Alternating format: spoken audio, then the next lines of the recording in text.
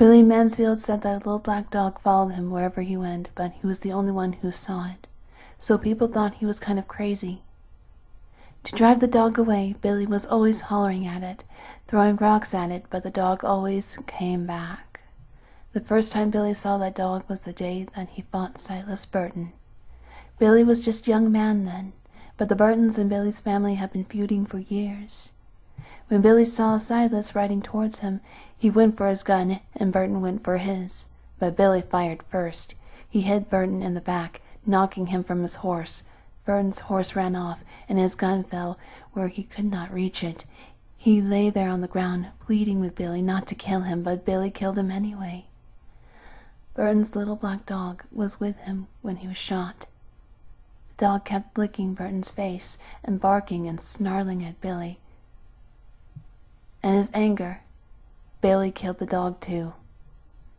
There wasn't much law enforcement in those days, so Billy was not arrested, but all that night he heard Burton's dog outside his cabin scratching on his door and barking to be let in.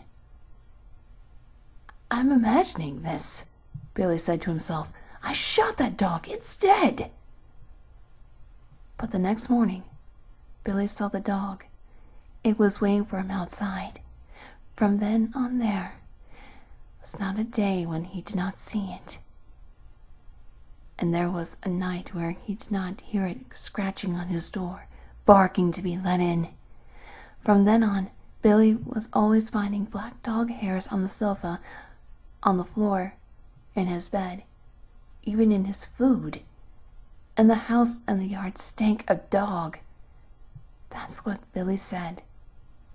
Whenever somebody told him that there wasn't any dog to be seen, he'd say, "Maybe you don't see it, but I do, and I ain't crazier than you are." Things went on like that for many years. Then one morning in the middle of the winter, the neighbors did not see any smoke coming out of Billy's chimney. When they went over to check, Billy was not there. A day or so later, they found his body lying in the snow in a field back of his cabin.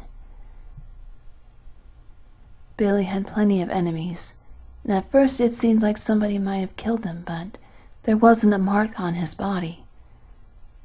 And there weren't any footprints out there except for Billy's. The doctor said Billy probably died of old age, but there was something odd about his death.